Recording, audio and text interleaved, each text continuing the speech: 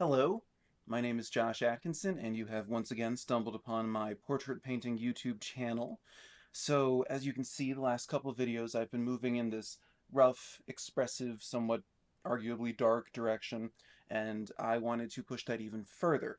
So, this week we're going to look at the first in a series of portraits that I am doing of people from my life. I have initiated this project where people can send me photos of themselves in these, horrifying glare. Oh, excuse the glare. Horrifying kind of facial expressions and lighting conditions, and I will give them a painting for free. So anyway, this is the first, and I will get into that with the time lapse, which is beginning now, and I'm awkwardly saying everything. So this is the source image. My friend Courtney from high school. And now we're painting this. Oh God, this was an attempt at a master study of Caroline Anderson. She had this gorgeous, light, beautiful painting of a little girl, and I turned her into this goblin. So I'm painting over it. Yeah, Caroline Anderson's amazing, but I couldn't figure out how to do what she did. So, as always, I'm starting with my understanding of the Andrew Loomis circle. Um, Courtney's eyes are up and back to the left, so that's where I placed it within the circle. With this, okay, so as I said in my intro, I posted on my socials, like, hey, can I get, like, maybe, like, 5 people to send me photos in this style of, like, having one crazy light source and a really extreme emotional facial expression. And 11 people ended up asking for a painting. I was saying that I would uh, give them a free painting as long as I had the right to work off of their series of photos and sell that, exhibit that as I see fit. So it's a pretty good arrangement.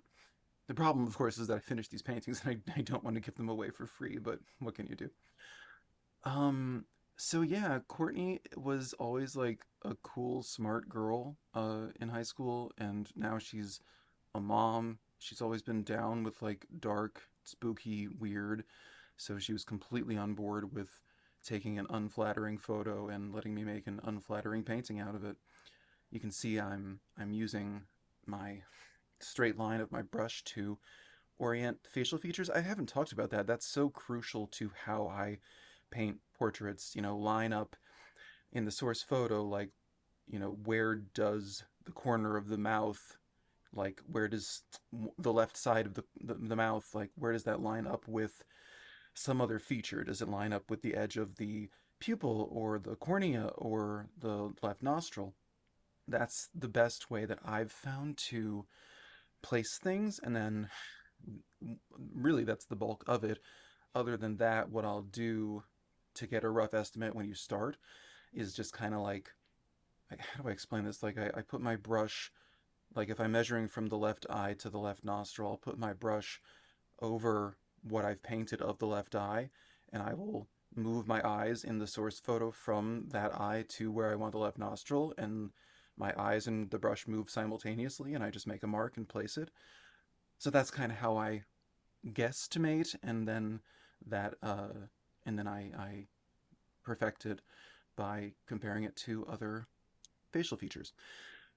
Now Courtney has these like translucent, like lucite looking violet glasses, which created an obstacle certainly, but it also created an opportunity for more edges. Like now I can compare where does the right, what do you call a single glass lens? Where does the right lens end in relation to the um, right corner of her mouth or something? So yeah, do that horizontally, do that vertically. But that's just how I get a likeness. The point of all this, as I'm sure you can tell, having seen the finished painting, is not to get something that is just realism. It's emotional. Like the reality is not to get like heavy or anything, but I have emotions. I'm angry about things in life. I'm disappointed about things in life. I'm I feel unstable about certain circumstances in life, and all of that's perfectly healthy. I'm sure anyone who watches this can relate to that. It doesn't mean that you're necessarily like mentally unwell. It just means that you're living. I mean, it could be, obviously you could be mentally unwell. Who am I to say that? But for me, I have these passions, these great big feelings, and if I don't have a creative outlet, then they like, I don't know, they like metastasize. They like start chewing on themselves, and I just get too emotional. So that's the direction my art is moving in. I'm not concerned with realism and prettiness. If you look at my website, which is in the it's linked below the video, you will see a lot, like 80 paintings that don't really resemble this style. And honestly, to be transparent, they just haven't sold. They're not moving. So through process of elimination and getting my feelings hurt a bit, feeling kind of rejected, I have arrived at this this gloppy paint, thick impasto, like unblended colors and expressions of horror and stark lighting. Like I want to paint things that communicate what I'm feeling, and I guess what I mean, like whatever. I'm perfectly happy. You don't need to call anybody for me, but I am going through some uh, transitional periods, some periods of stress and anger and disappointment and all those things. So that's what I'm looking to incorporate into my art. Um, this painting doesn't have a whole lot of, well, you can see there's color. Like I'm leaving the shadow in her right ear. Like that's just a strike, a stroke of what's the word I'm looking for? A brush stroke of blue.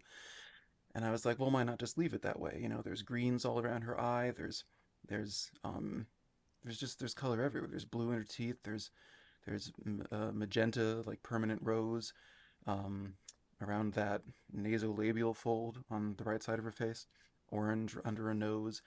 I'm just like going hard, and it's feeling great. It's making me feel great, and I hope that you also, I don't know, if you get anything out of this, I hope that you feel maybe inspired to take some chances and just paint in the way that you want and not the way you think people want you to. So anyway, here is the finished painting.